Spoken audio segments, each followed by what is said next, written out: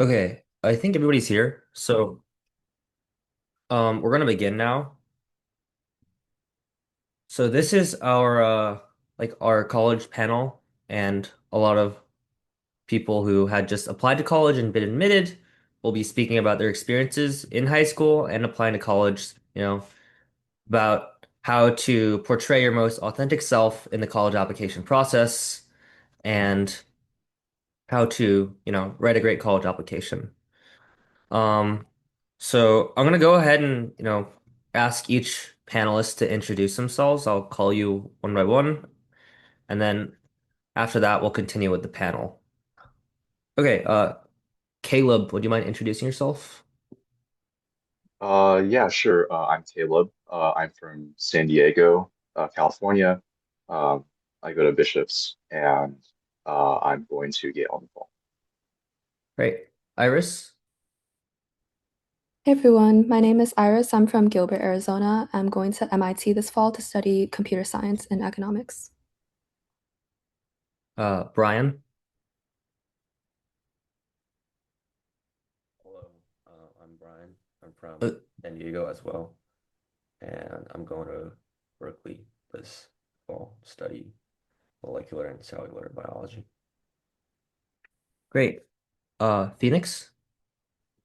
Hi, I'm Phoenix. I'm from San Diego, California, and I'm going to Boston University to study biology. Nice. Richard?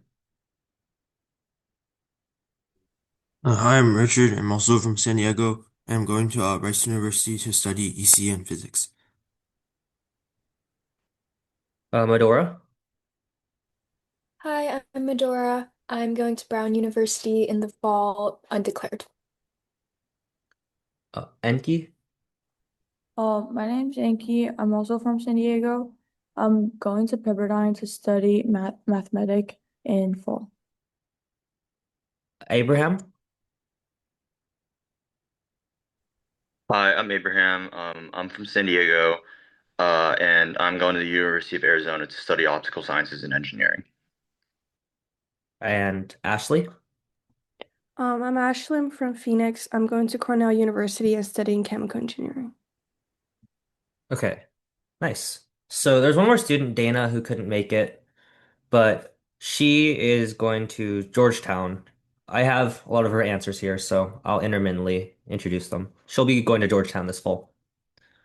So I'm Liam. I'm the Haddee panelist. So before we continue, I just wanted to share a bit about the Haddee program and what Haddee is. So Haddie's a college consultant and tutoring sort of service that provides an all-in-one uh, education for your students. We typically serve middle and high school students for everything from, SAT prep to the essay process itself. So I'm going to share my screen briefly. Let's see. So this is our website currently. Um, as you can see, our courses and teachers are on the website. We have a lot of different programs on our website. I'm currently making a new website. Let's see. Actually, before that, I wanted to show we have a Google business with almost 300 reviews where you can see people's impressions of, how our service was based on our different college consultants and tutors. The next thing we wanted to show is the Haddie schedule. So here's our website to show the different programs we're offering. For instance, we're offering a program for a writing contest as well as research programs. And I think our upcoming program at Berkeley is going to be for our Berkeley AI Foundations camp. So this is a AI camp to teach about both AI, the algorithms and software, as well as the hardware. So we have Mr. Morrow teaching that. He's taught at Canyon Crest Academy, a great high school in San Diego, as well as teaching computer science at UCSD. So I was a TA for this last year. This year I'm the program coordinator. I'd highly recommend checking it out for students. The next thing is we're making a new website. It's not ready yet, but it's just going to service for our SAT and AP prep tutoring ongoing. Okay. It's enough about Haddie. I think let's start the panel. The first thing I wanted to ask all the panelists was to describe their application or high school experience in one word. So I'm gonna go around again. Ashley? Yes. I think my high school experience is really interesting, I would say, because I switched between three different high schools, but I had a lot of fun and I made a lot of friends, and I was really well prepared by my last school for my whole college application and my whole application season. Nice. Abraham?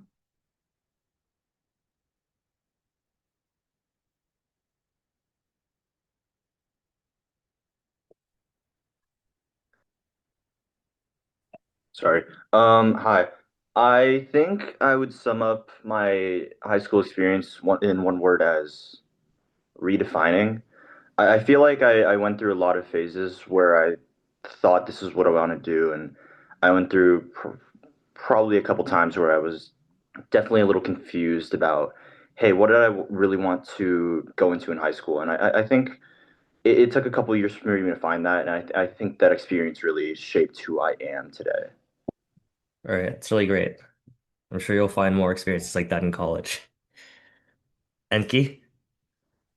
My high school experience, I would say it was really enriching, or like I learned a lot from both in school and outside of school. Nice. Medora? Similar to Abraham, but I would say that my high school experience was pretty explorative. Like I just kind of dipped my toes into a lot of different things, explored a bunch of different electives, and sometimes dropped out of what I didn't like. Nice. Richard? Yeah, also building on top of Abraham, I would say like pivoting because like going through many different experiences and it's pretty common to be confused like where I want to go and like changing the directions. All right. Phoenix? Yeah, I think I would say um, my high school experience was rewarding because I overcame many challenges and learned a lot. Brian? I would say it's rich because I did a lot both inside of school and outside of school. And I think uh, having a lot of experience is the key to your college application. Iris? Yeah, I would describe my experience with one word as resourceful. Like coming from my background, I'm from Arizona. I go to a really small school and I'm also first gen. So I think a very core part of my experience was just learning how to be proactive and self-reliant and how to be a self-starter when you're in a small setting to create opportunities for yourself. Nice. Caleb? There was definitely a lot of experimentation there, like obviously on the exploration part, but also like testing my limits and see how much, I can do without, tiring myself out, finding Yeah. that balance. So it seems like everyone had a very, like, I guess, enriching high school experience. That probably led to, well, all of your successful college applications. So would all of you mind, and I'll call your names again, telling the audience, one sentence to describe what made your application really special? We'll start with Caleb again. Sure. I mean, I don't really know for sure, but I think maybe it was that I didn't really try to hide myself during the application. Um, and I just wrote about basically all the stuff that, meant something to me. Nice. Iris? I would definitely say that my application was very cohesive, and that's what made it memorable because I think looking across all the components of my application, like personal statement, activities, letters of recommendation, like it would all come back to one or two themes that they would be able to remember off the top of their head when I want them to know, like, who is Iris or like, what do I want them to associate with me with? Nice. Brian? I would say it's kind of similar for my case as well. But I think my focus is that I really wrote every essay, no matter if it's the personal statement or the small essays, was very detailed experience of like just myself, and then I didn't try to hide anything, just like Caleb said. I try to present to the reader who I really am as a person, and then also um, try to go back to what you really did. So you show them you are like a very unique individual, I guess. Nice. Phoenix? Yeah, I would say my application showed my personal growth through childhood and um like I was able to detail my experiences, leadership, my extracurriculars, and yeah, like I was able to tie those into the kind of person I am. Yeah. Richard? I Yeah, first of all, I agree with other people said like my application like you don't have to be like really personal, but like just in general, just being honest. It just makes really like just it just makes sense to like tell about yourself. And also, I don't say it's like specialized and like unique, but I'd say my application there's a pretty clear theme around just like teaching and like mentoring kids younger than me. Nice. Medora? Um, I would say pretty similar, but I really tried to just show myself and what I was into my essays. And one way that I did that um, is because I'm really into creative writing. I tried to like make all of my essays a little bit more like artistic and unique, and I think that's what stood out to the readers. Enki? Um, I don't really know what's like more special about my application, but I focus on like telling authentic story about my experience and how they really shape um who I am. It wasn't really competitive competitions. It was like sports mostly. Nice. Abraham? Um, I'd say my college applications were, I would agree with a lot of what other people said about you being very open to the reader. I think I delve into a lot of my emotions and like the personal experiences that I went through that I normally don't tell to an everyday person. I feel like I got a lot more open with that, especially when talking with like, people that I would peer review with and whatnot. So I think that helped a lot with being able to open up my mind a lot closer to the reader and tell them what I was really thinking in those moments. Nice. Ashley? I think all my application materials told a really consistent story about who I am because I am an international student studying abroad. So becoming independent is a really important theme of my college application, and that came through in a lot of my essays. Nice. And Dana um, wrote that her application was authentic. It reflected who she was and her growth, which was different than most students from her school, and a genuine interest in the college that she was admitted to. All right. So, next question. Would any of you, if you were starting over again, is there anything you would do differently? Ashley, starting high school over again, I mean, or college applications.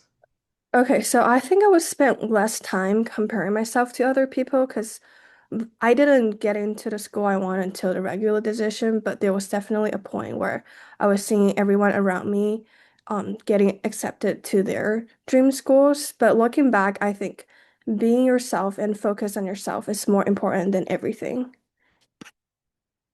Um, Caleb? Um, I guess echoing what Ashley said, but also specifically for the college application season, like you can mess around, but like don't mess around like too much because if not, then you will have not the most fun winter break writing your applications, unless you're Yeah. lucky. Yeah. Yeah, start early. Abraham? Um, I'd say there's two minor things I'd do differently. One for the college app season.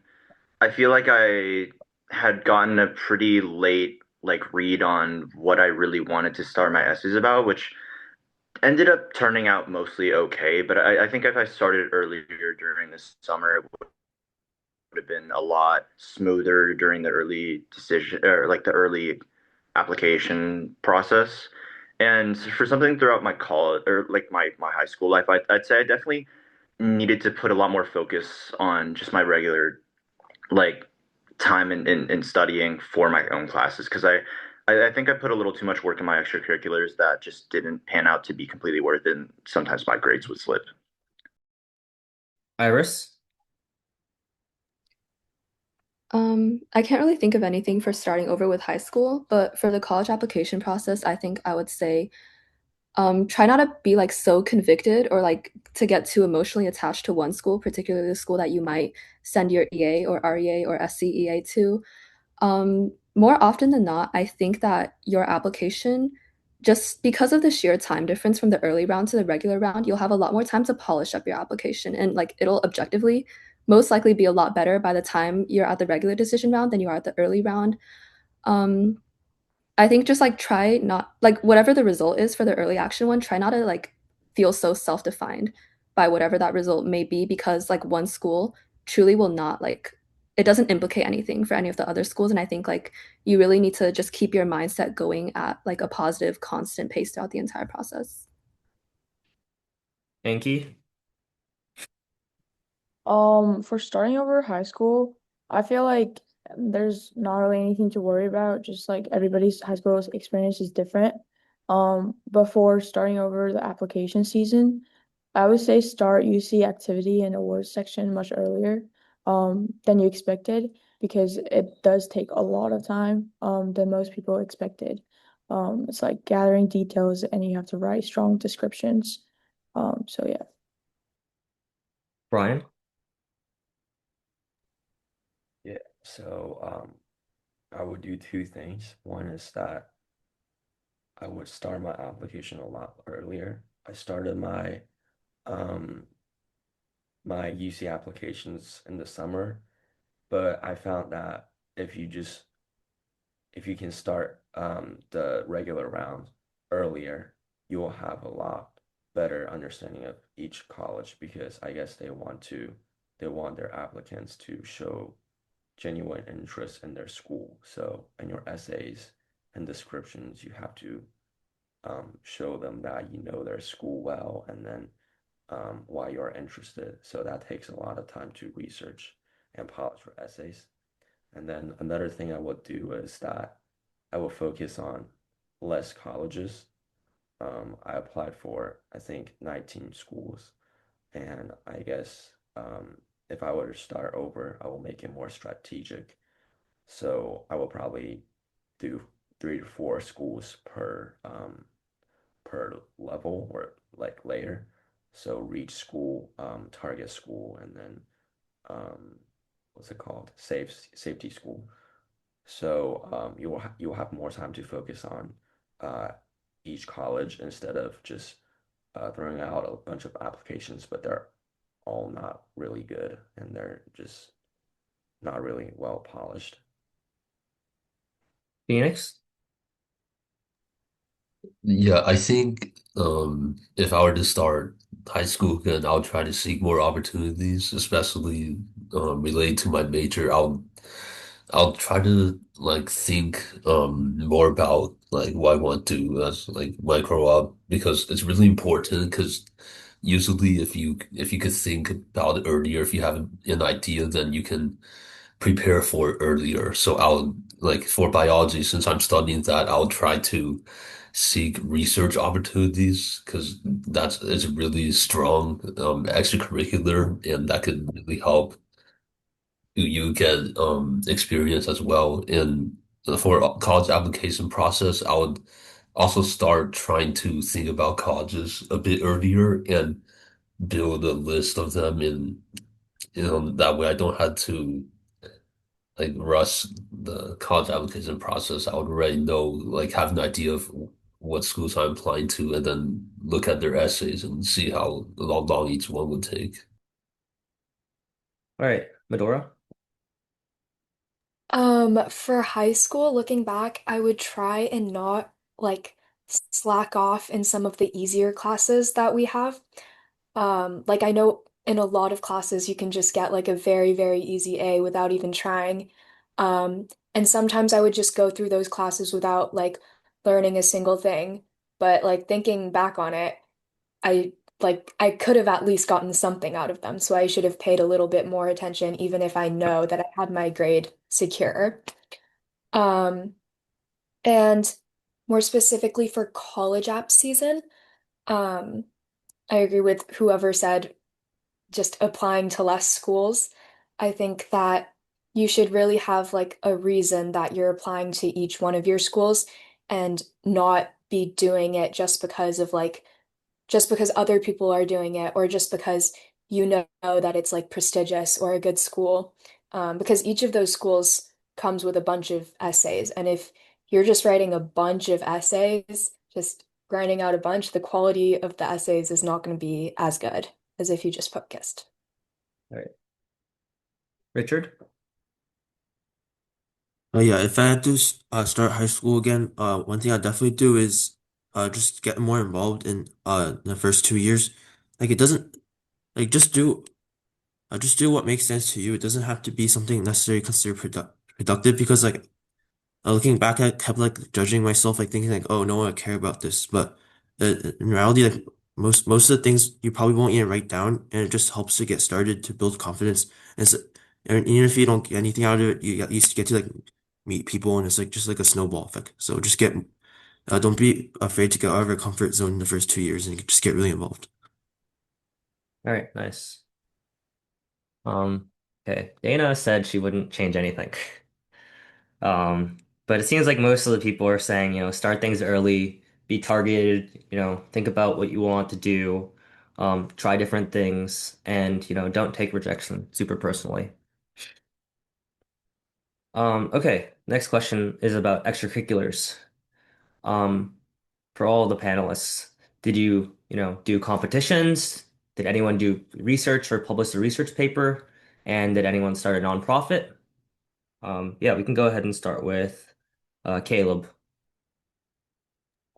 So for competitions, the main thing I did was piano, and speech and debate. And like you had a few awards in those. And then for research, I did like an internship over the summer of last year at um, a local lab. And then I didn't make a nonprofit, but I was part of one that did a bunch of like disease awareness, like kind of thing, and like research. And yeah, that's about it. Nice. Iris? Yeah, I did do competitions. I also did publish research. I didn't start a nonprofit. And I don't think that you necessarily need to be held up on like the common notion that like, oh, everybody has to start a nonprofit. I think it's actually just as good if you join one and you make as much of an impact in that one. And it might also be easier to join a nonprofit instead of starting one, depending on like what your background looks like. But either way, I don't think the common notion of, oh, like starting a nonprofit will get you into these top schools is like necessarily true as it is to its full extent. I think that different schools, though, they do prioritize like different types of extracurriculars. I think competitions were an important aspect. Like, for example, for me getting into MIT, I think research was as well, but it might not be for another school. I think, for example, Yale, I kind of strayed less on focusing on like my competition and research experience than I did on my more personal hobbies. Like, I think I did piano competitions too. And for Yale, in my essays, I talked more about like deeper to who I am as a person, like why I liked music more than like the pure accolades of being in it. So I think the big thing to understand is that different schools are looking for different things and activities can be framed in different ways according to like what you want to tell that school. Ashley? Um, I did mock trial competitions, and then I did an internship research at ASU with a professor. And I did not start a nonprofit, but I did something called, I created something called Heat Safe, where we designed cooling vests to help reduce heat stroke in Arizona. Nice. Abraham? Yeah, so I actually didn't do as much as most of the people here. The majority of my focus was on like three main things, and that was water polo, robotics, and some outreach for teaching kids, and that's about it. I have no research. I did no internships when I was in high school, and I, I think there's a lot of focus on like, oh, you have to have this and you have to have that, which I think helps a ton, but sometimes you don't exactly need like all of them. It's not like an infinity stone to collect just because you want to try to get into the best colleges. I think it definitely helps though. But what matters is what you join is into, you focus heavily into, and you exemplify your leadership capabilities in the groups that you end up participating in. And I think that's what I ended up finding worked the best for me. Nice. Brian? Yes. So, I didn't have any competitions, uh, nor did I start a nonprofit. My main focus was on research. I worked in a university lab for 3 years in high school, and then um, I did have some contributions to our lab's publications. And then I would say the reason I think research was important to my application is not only the fact that I worked in the lab, but also demonstrating uh, your characteristics like leadership or creativity. So for me, um, I really learned how to collaborate with other researchers in the lab because they're all older than me, and then you have to learn how to um, communicate with different people, and then how to teamwork, I guess. And for creativity part, I I found a couple problems in our research protocols, and then I self-learned 3D printing and designing.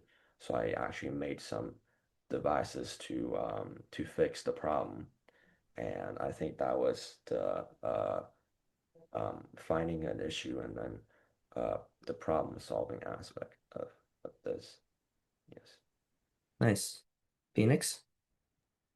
I did not start a nonprofit, but I was part of one, and I had a leadership position there, and I think that is what made my application strong. Also, I was focused on being involved long term in parts of the nonprofit.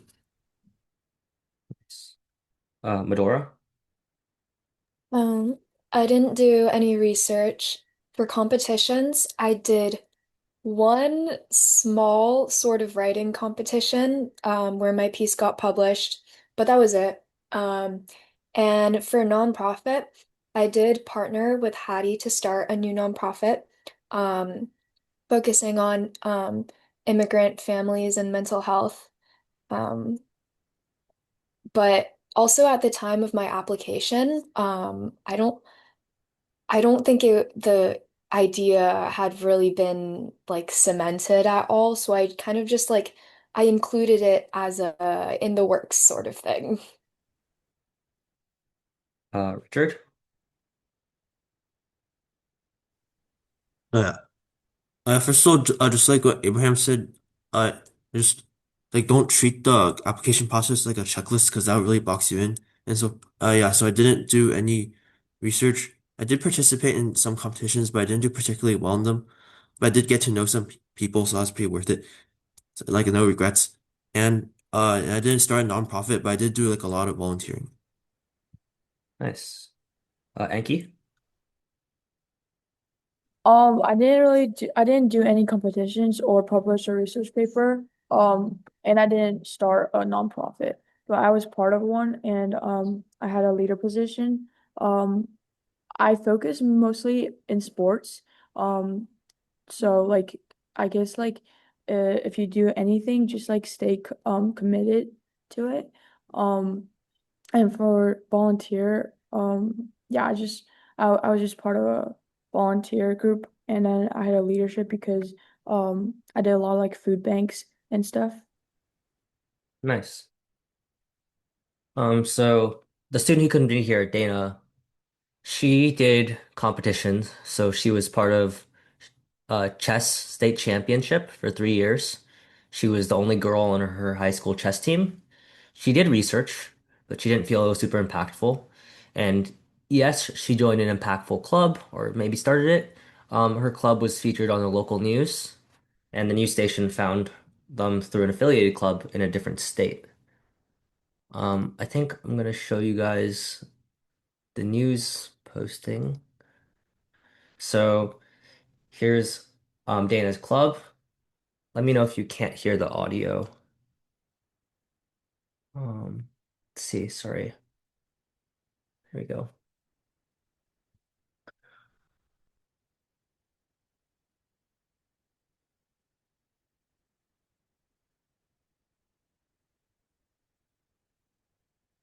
I don't think the audio is working. Oh, it's not Yeah. working? Okay, let's see. Um, is that possible? I'm not sure how to share the audio, but I'll like paste the link in the chat if anyone. Basically, Dana was involved in a club where they brought students to go give manicures, I think, to elderly homes and senior centers, and they called it Glamour Gals. All right, sorry about that. The next thing I wanted to ask all the panelists was, what is your like big advice to younger students? I know I asked you if you do something differently, but slightly different is, do you have any advice for younger students, in high school, thinking about college or just thinking about, being a teenager? We'll start with Medora. Hmm. Okay. Um, if I were to give advice to someone in high school, I would say don't get too hung up on just like trying to do what everyone else is doing. I had like a select few friends who were very, very into college and um they were just doing everything in the world. And I just like sometimes I couldn't help comparing myself to them and like thinking, should I do more? Um, but if you're gonna do more, you shouldn't just be copying what everyone else is doing. You should dive deeper into your own interests. Nice. Enki. Um, Key advice, I feel like just do whatever you want and really like stay committed to it and maybe keep track of your like activities and everything. So like when application season comes, it's much easier. Um, but like if you're really interested in doing anything, just do it and stay committed to it. Abraham.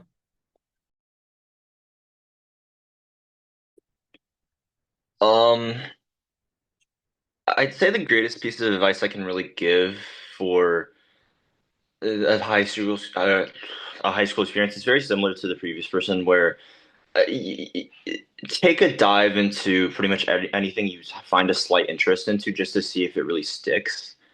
I think I did that a lot more closing in on my second year in high school, and it helped me a lot more find what I really enjoyed and like when what I really wanted to chase. And when you find what you enjoy, like in what you really want to, I guess, like chase and pursue in high school, you find that you commit a lot more time and like effort into it, and it really shows in like your impacts and your ability to write about it, because and like remembering it when it comes to college app season, simply because it becomes like a big part of your life, that it really like matters to you personally. And when it matters to you personally, you feel a close connection to it, and you can write really good about it.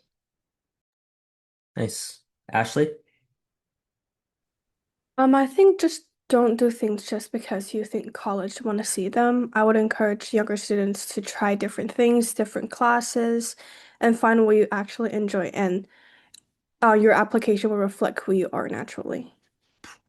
Richard? Oh yeah, apart from like what I said earlier, to like just not be afraid to to try things.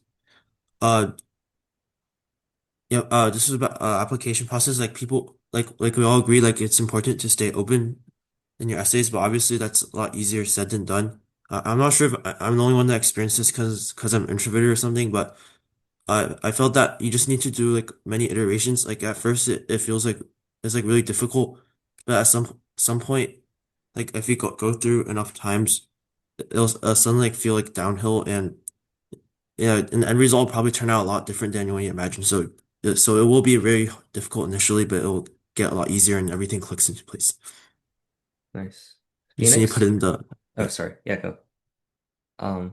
Phoenix? Oh, so yeah, something I wish I did more was to like journal a lot more. So what I mean is like, like in high schools, I think it's really important to record the stuff you're doing. So like whether it's a leadership, extracurricular, like when you like go to an event that's like really helpful, like volunteer, then you could write down stuff about it. So like the some really important moments and I think and then you could save that journal and then during the college application season I feel like that could like save you a lot of time and it could also make you report your stuff like more accurately.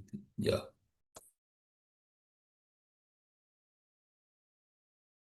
All right, thanks. Brian?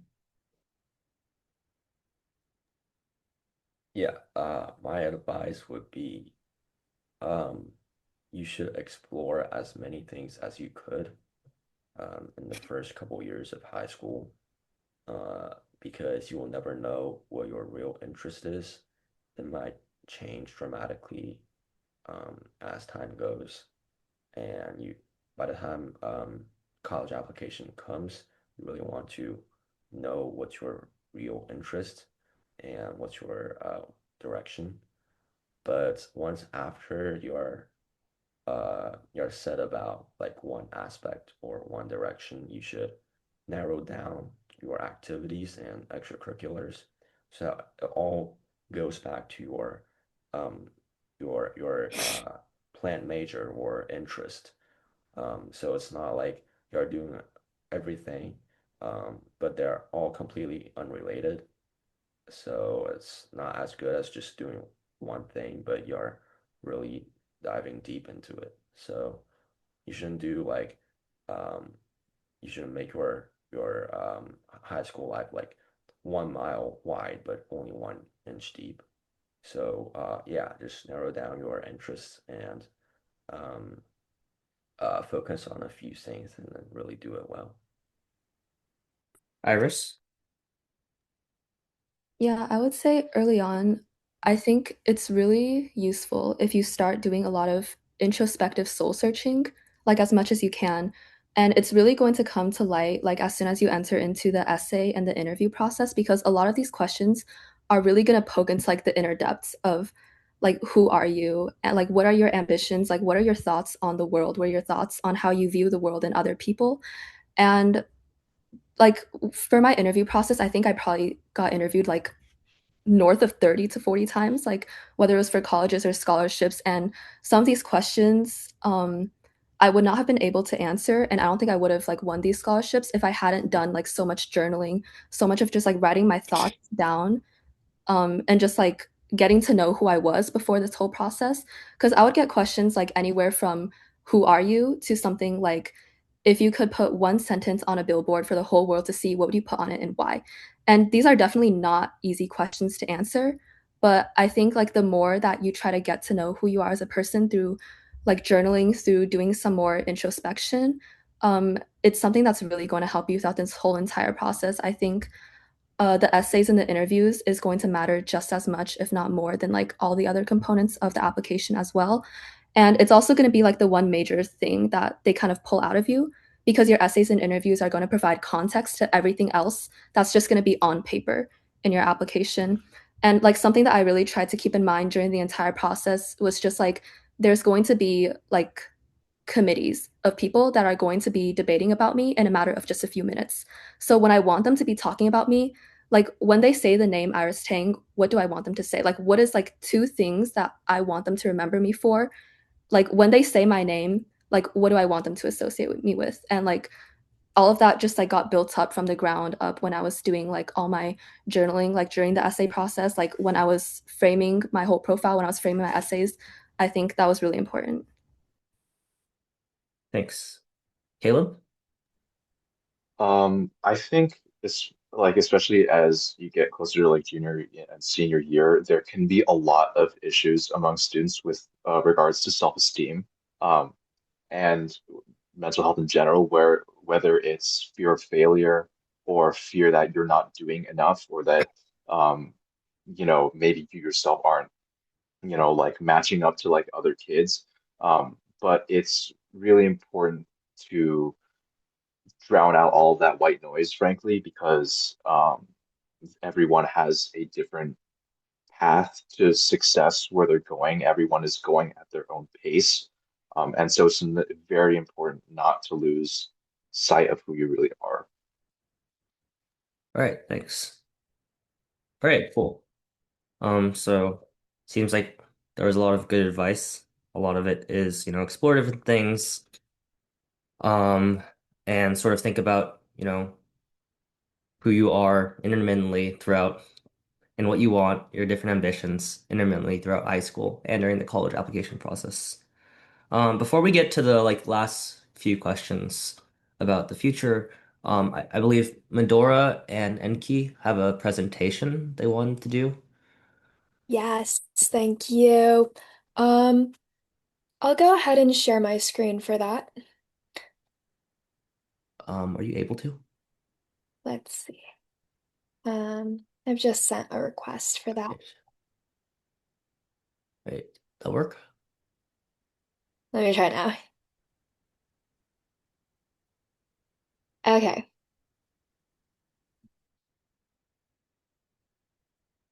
All right. All right. So this is an extension of the nonprofit that I started with Dan for my Girl Scout Gold Award.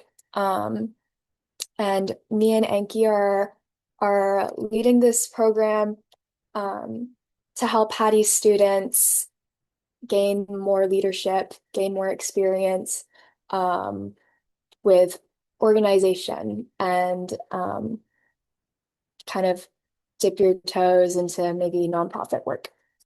So yeah, a little bit of background information about what this project addresses. Thank you. If you wanna take the stand. Okay, yeah. So basically, we focus on mental health problems in immigrant families.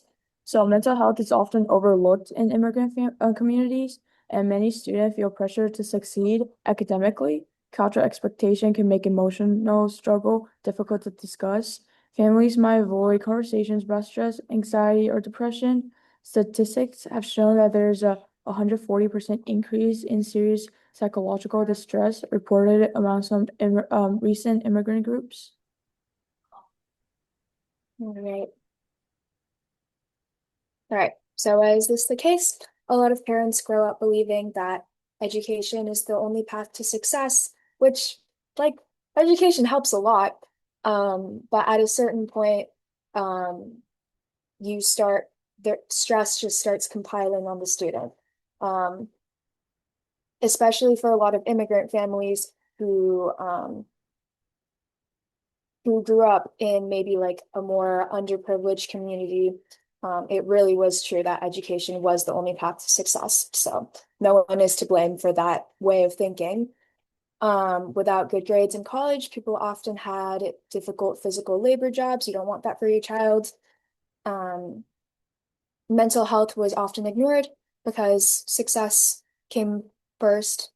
And a lot of immigrant families, from what I've noticed and from what a lot of the people I've talked to have noticed, is that emotional expression does not come very naturally.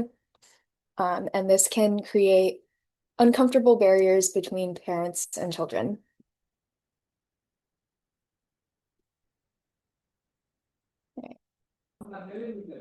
Okay, so our program.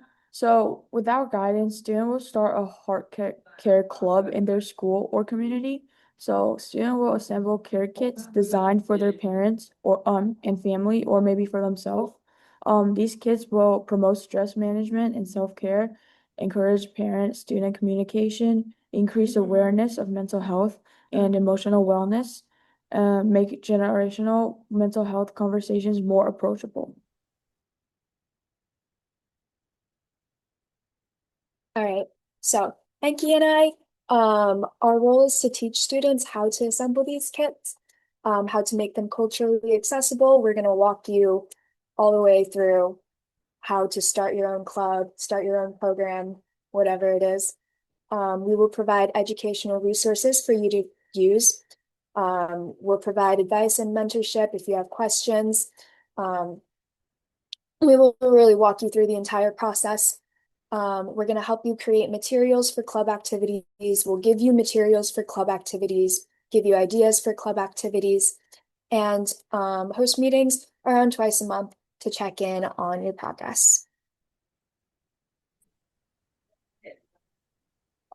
Skills the students will gain. So they'll definitely gain leadership. So project planning, team collaboration, public speaking, and etc. Also independence, community engagement, understanding social issues, connect with local communities, advocacy, and outreach. Also future opportunities. So they can resume building, volunteer experience, portfolio project, college application impact. We want students to become leaders who can create meaningful conversations in their own community. All right. Thank you so much for listening. And unfortunately, Dan isn't here. I think she was going to make a sign up form, but if you are interested, I will send my email in the chat. Um, and just feel free to message me saying that you're interested in this program. Thank you. All right, great. Thank you for the presentation. So for the last question, um, I wanted to ask all the panelists about, how they use, AI in high school and, how they anticipate AI will impact, education of the younger generation and society in the coming future. Let's start with Caleb. So I didn't really start using AI till really senior year, but it was really helpful when I was doing like test reviews and a bunch of stuff because AI can like generate like a bunch of problems and like help you study and that stuff. And so that's how I used AI mainly. Um, and then how I see AI in the future, I mean, I think more and more students are going to be using AI and people might like, especially in like humanities or like social science classes, they might use it as a way to, like get around like writing assignments and stuff like that. But I mean, writing skills are really important for the college application process, so I would encourage, anyone not to try that out. Yeah. Iris? For high school overall, I definitely used AI more for STEM classes. And I think like that's okay because in STEM there is like only one right answer. And like AI is helpful for when you're trying to like teach yourself the material, when you're trying to like find the solution steps to a problem. I think for the humanities classes, it's important to try not to do that. Mainly because humanities, like we all know that there is more than one answer, and it requires a lot more abstract thinking and nuanced understanding, like human interpretation that an AI just like can't produce for you. I think like using it for STEM purposes is like pretty different, and I definitely used it a lot for that. If we're talking more about the college application process, I would say never ever ever use AI to try to write one of your essays. It's going to turn out so bad. Like even if you think it sounds good, like it really doesn't sound good because if an AI can write about you, then the essay like clearly doesn't show you enough, or you might not know yourself enough to think like if a robot can produce a personal enough like bio about you without like not really knowing who you are. So definitely don't try to use it for that. The one thing I did use AI for during my college applications was when I was trying to shorten my word count. So like there's like every essay is gonna have a word count, and sometimes like it would be like a 250 word thing, and then I would be writing like 400 words, and I just like couldn't cut it down myself. So I would ask AI like, which parts do you think like could use more strategic shortening? Yeah, that's what I used it for. But when you're trying to actually write the content, like definitely stray away from doing that. All right, thanks. Brian? Yeah, I would say I used AI for also just polishing my essays because sometimes I have some like grammar issues or just I don't see like a spelling error in my essay. So sometimes I use it as a tool to help me check what I did right, what I did wrong. And I think, yeah, I'd never use AI to write your whole essay, but I think a really important thing is that you need to know how to use AI to as a tool of gathering information and help you brainstorm because there's a ton of information online, and if you're just going out to the internet and trying to research for for example like a college or something, it's way less efficient than just let AI gather information for you, and then you can summarize from that. So it's way more efficient, and also you can um, use AI to brainstorm like some of things you could write about in your essay. So you might not realize a good point, but if you have AI list out like some ideas for you, you can probably um, uh, just use it in your essay.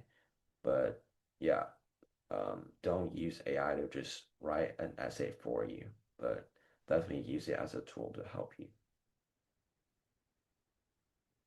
All right, Phoenix? Yeah, so in high school, I use AI to help explain concepts. And one of my favorite parts of the AI I used was on a website called Notebook LM, where it could generate podcasts, which is a conversation between like two AIs. And I think that was really engaging to learn because those in the podcast, they would discuss about the topic that you like wanted to discuss, so you could upload a file and they could have a full-on conversation about it. So it's really cool. And in the college application process, I would use it to shorten the amount of words and also maybe adjust some wording in some sentences. And so something to be careful about is that AI can make some parts of your essay better, but it also makes some parts of your essay worse. So sometimes AI would change some things that you never asked it to change. So my advice is to be super careful whenever you use AI for the essays. You want to really compare your original draft to that AI and make sure you're not copying things into your essay. You only want to change the things that you think would actually make your essay better. So maybe like use a split screen and then you can really see what you're changing. All right, thanks. Richard? Yeah, for school, I mostly started using it by the end of sophomore year, and yeah, I agree. It's like just very helpful for like practicing, and also like what Phoenix said, like exploring topics that might interest you. Just like get a quick dive into new topics. And for the application process, yeah, I wouldn't recommend you to like for the essays, I wouldn't recommend you to directly generate content, but I did use it for cleaning up some clunky sentences, like I didn't know how to like reword it better. But another thing I found very helpful for the application process is actually find schools that you might want to apply to because each school has so many different courses and student associations. For example, it'll take a really long time to sift through all that, and AI really helped me like find schools I might be interested in applying to. But also just be careful to cross-check your information because Like sometimes I was like, oh, this looks good, just to find out it's like sourced from a Reddit post. Thanks. Wait, Medora? are we answering like what we think in the future? That's the next one. I think I asked them like both in the same question, but go ahead and answer that if you'd like. Oh, all right. Yeah, so I think I think in the short term there's definitely going to be like a lot of uncomfortable shifts in AI, and most people probably should and will learn to like integrate AI tools. But I think in the long term, like everyone will be able to find their place. The world probably won't be the same, but I don't think it's like that as doom and gloom as people say it will be. Yeah. All right, thanks. Medora?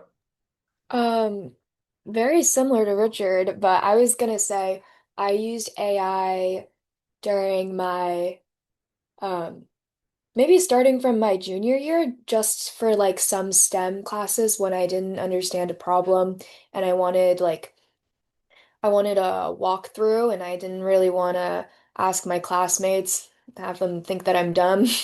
Um, and as for during college applications, I didn't really use it for any of my essays, but what I did use it for was just like um, researching certain programs at schools that would align with my interests because schools really like it when you include, sorry, that's my cat scratching on the door.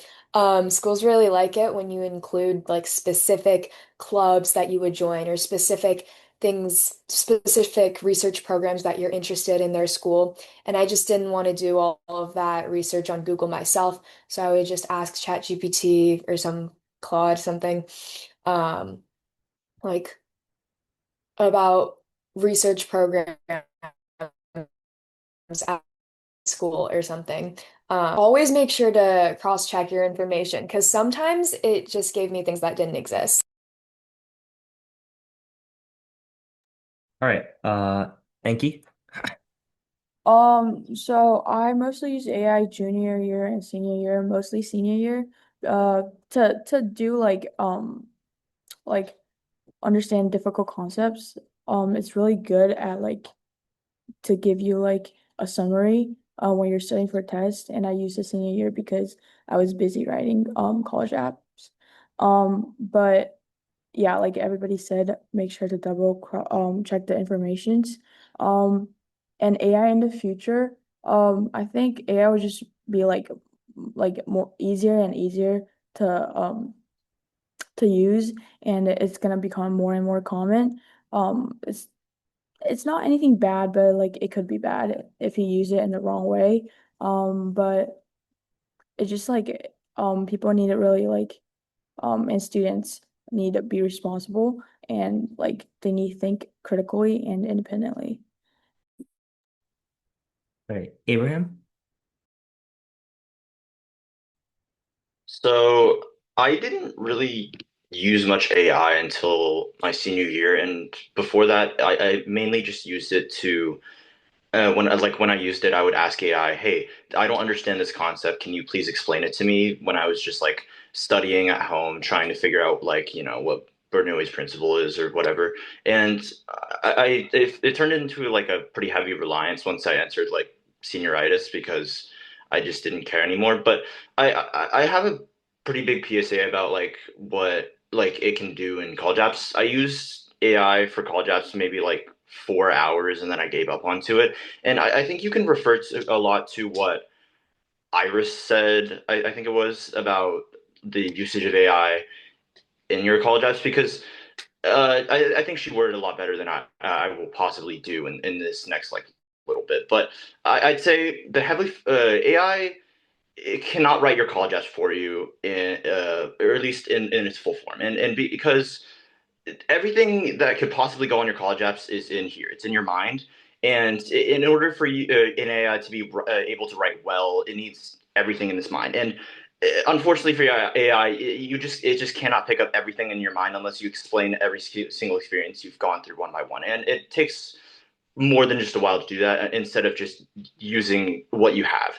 And I think it's a pretty powerful way to say it in like, hey, what can your mind do in a way that AI can't? Because otherwise it'd turn into a who can use Claude better on their college apps to try to get into schools. And with that focus, I think what really stood out to me was it just AI cannot transfer emotion and it cannot combine everything into one you. You have your own dialect that colleges and when you end up with applying to colleges that have more than just one singular essay or two essays that are the basic Y major YS essays. You find yourself a lot more into what you're focused, especially when you dive into like specialized questions that maybe only one college would give. Like, I guess a roommate essay wouldn't really be that, but like hey, if there was one trip you just wanted to take, what would it be like? And it's something that AI can't really do because it just used generic words that you can't really find in the AI dialect that's very specialized to you. And what ends up happening is that AI turns into like just you have a bunch of different dialects from your different essays that just don't work together in one way, and they don't really have a connected experience that overarches them together, but you can find that in your mind. And I think that's what makes each person here special. It's because your mind is going to be different from every other person that the AI cannot find, because everyone has access to Claude or Gemini or something that they will use to their own advantage. I'd also like to give a pretty big thing on, yes, you can use AI to do your research, and I'd say that's pretty useful at times. But I think my counselor put it in this way, the best way possible is everyone else has access to the information that you're doing research on. Is that really going to be special? And like I was doing research on like one college, and I ended up finding like information that I thought was special, and then my counselor would be like, "Hey, did you use AI to find this?" And then I said, yes, I use AI to find this, and it'd be like every other person who has AI or access to AI, which is the majority of the population in the US, will be able to find this information as well. And does it become that special anymore when you could just do the research yourself and find something way more interesting than just what AI could find? And yeah. All right, thanks. Ashley? Um, sorry. I used AI a lot as a study tool for my STEM classes. When I was taking like Calc BC or chemistry, I use it a lot to explain complex concepts that I didn't understand, or I will ask them to help me solve a problem and give me some similar practice problems for me to practice. It was really, really helpful during the time. All right. Thanks so much. So for the rest of the panel, I wanted to give the audience a chance to do like a Q&A. Um, so anybody can ask questions, and people who ever feel like responding, you can just go ahead and, unmute your mic and talk. Yeah. So any questions?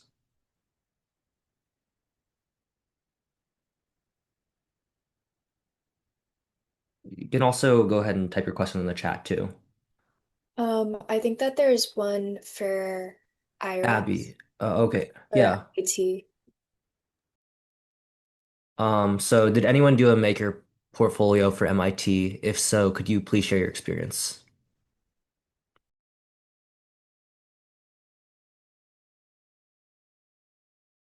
Okay. So I did not submit any maker portfolios to MIT, and I did get in. I got in under computer science, economics, and data science. Um, so this was a conversation that I actually had with my college counselor under Haddee. I was a little bit worried because okay, the only reason why I didn't submit a maker's portfolio was because I was doing my application like the 2 days before it was due. So I literally didn't have time to do one. I would not advise like doing what I did, but like I went to her and I was like, hey, I'm worried that like they're not gonna take me because I'm not submitting like any like software work, and I'm not submitting like my economics research because I just didn't have the time to put it together into a portfolio. And I asked her like, would this hurt my chances, even though it says that the portfolio is optional? And she said, no, it doesn't. So like when it says it's optional, like it truly is optional. Like it can help you, but I feel like it can only help you if like you're truly stellar at whatever you are going to show to them. Like if you look on YouTube, a lot of people do post their maker portfolios that they submitted to MIT, and some of them are super super cracked, or like they might look super cracked and they still won't get in. Like it's definitely not going to be a make or break on either side. Um like for me, I had a lot of research that I submitted under my activities, and I was worried that, oh, if I don't submit a research supplement, like will they think I'm bluffing? Um, well, I still got into like I don't know, like at least I don't think it was the case for me. I think that you should submit a maker's portfolio one if you have the time to do so. Like if you're marrying between like should I put more focus onto my actual required application components or should I try to like divvy up the time to make a portfolio like when you're in that time crunch if you ever find yourself in that time crunch like remember that the portfolio is actually optional and the application they're actually like going to look at it. I think like they're only going to look at your maker's portfolio if you like try to put an emphasis on it or like if they have the time. I don't even know if they'll look at it sometimes. I don't know. But yeah, I think you should do one if whatever you have to showcase through your video, like you know for sure, like objectively, it's to an incredibly stellar standard because otherwise it might not be worth your time to go through the process of making one because it truly is optional. All right, thanks so much. Are there any other questions for any of the panelists? Feel free to ask anything.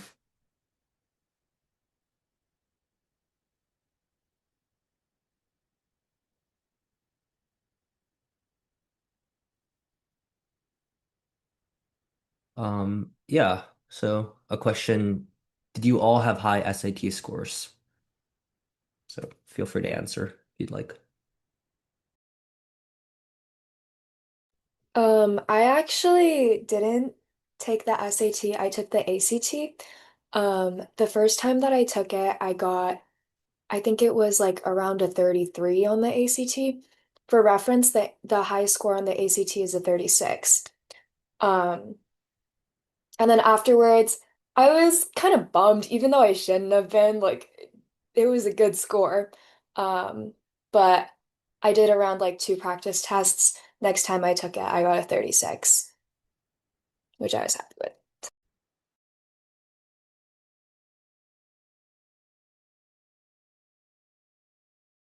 Another question, well, several other questions. If a high school student didn't do well in a particular course, can an upward trend in the same subject along with strong performance on the relevant AP exams help offset when their uh, application is evaluated?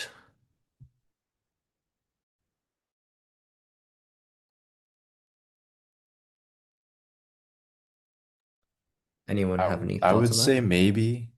Um, I mean, speaking from experience, I was pretty bad at English in like the early years of high school, like definitely freshman and sophomore year.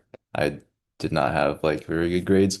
But then I think starting junior year, I did kind of have that upward trend. My school didn't require APs, but I took AP Lit, I think, and I did pretty well on that. Um, and I think the upward trend is definitely helpful. Like if just because you got like B's or maybe like C's like in freshman or sophomore year, that doesn't necessarily mean that you're going to be bad at that subject later on. And those like colleges can tell. All right, thanks. Wait, Let's see. Oh yeah, yeah. go ahead. Oh, wait, I just want to, could I quickly add something about that question? Yeah, go ahead. I I guess Caleb did. Yeah, from my experience, it does. I'd say like I wouldn't know how they review uh the application, of course, but I would say it would help to like recoup what you could have done like better previously. But at the same time, you shouldn't like tunnel vision on trying to make that back. Like my school, King Cross Academy is like very competitive, and there are some people, for example, that found that English was not for them, so they actually took normal English and they were able to focus better on their classes, and they still got into like really prestigious schools. So like sometimes you don't have to, sometimes you shouldn't be worrying too much about what you might have done worse previously, and instead like focus on other aspects. All right, thanks so much. Let's see. Someone asks, what would you say your guys' like top extracurricular slash award was?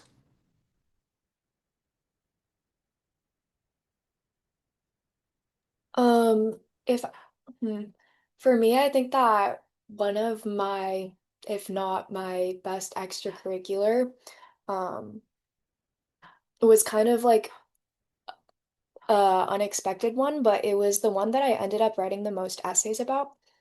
I did makeup for my school's theater club starting from freshman year, and I did it all the way from freshman year to senior year. I kind of like rose in the ranks throughout that club, starting off as like a member, and then towards the end, I think in my junior year, I became head of that club. It just like it was something that I think was a bit unique that they hadn't really like seen before.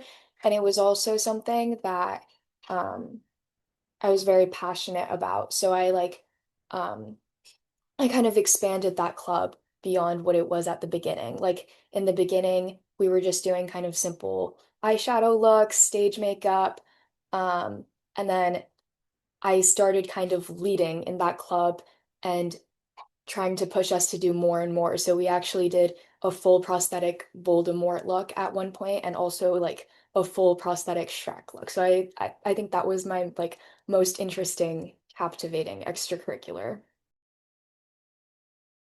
All right, thanks so much.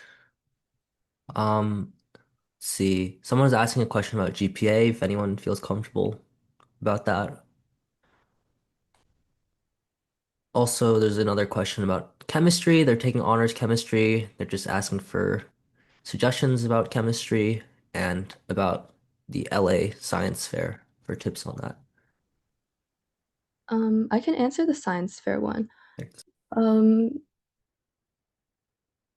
okay, so I competed in the Arizona Science and Engineering Fair. I won first place in the system software category.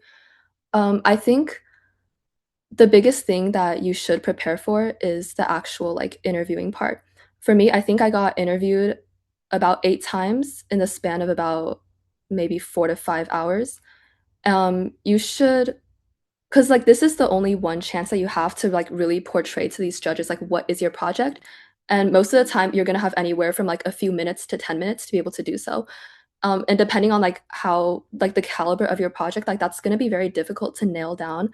Like oftentimes these judges like they can either be experienced or they can just be kind of like not experienced. Like it really depends on which fair you're going to. Sometimes like the judges are completely not qualified to be judging, and sometimes like they're super cracked in your area. You just have to really be prepared for anything and like try to understand like the type of judge that you're being interviewed by, and then like kind of cater how you're speaking to it based on that. Like if you can kind of get the gist that like, oh, this person has no idea what I'm talking about, like maybe dumb it down a little bit. Like don't throw out like a bunch of like buzzwords, jargon. Like just really polish up your interview skills, really be able to nail down like what's your project, why does it matter, what are the results, like how does it apply, like what can I do with it in the future. You should be able to like answer those things like the back of your hand, and you should be able to adapt those answers depending on the type of judge that you think you're getting. And yeah, like just the interview is obviously going to be the most important part. It doesn't matter like how much work behind the scenes you put into your project if you can't convey it well to the judge. Thanks. Let's see. Someone asks about, does anyone have any double major interests? How do they decide which major to apply for? We'll make this the last question since we're about out of time. And do you tailor your choices depending on the school? For example, if you're both interested in business and science, how do you approach that? Cool. So I didn't necessarily have like two majors that I was interested in. I had like I had like a lot of majors that I was interested in. I had like maybe like four that I was debating between. And I think that when you're in that spot, the best that you can do is try to apply to as many schools that you can with like a more flexible curriculum where it's easy to transfer majors if you don't like the one that you're in, or where it's easy to double major. Like Brown, one of the main reasons that I early decision that I really wanted to go was because they have an open curriculum. So it's super, super easy to double major. Um, as for the schools that don't allow that, I guess you just have to pick one, hope for the best. All right. Unfortunately, we're out of time, so we won't be able to answer any more questions. But thank you all to the panelists for, answering all our lovely questions and helping out all the younger students. And last thing I need to drop in the summer program site. So I left the link for the Berkeley Summer AI program if anyone's interested. Thank you so much for attending our seminar and have a good night. All right, bye. Yeah, the Zoom's recorded. I think we'll post somewhere. Not sure. All right, thank you so much. Bye.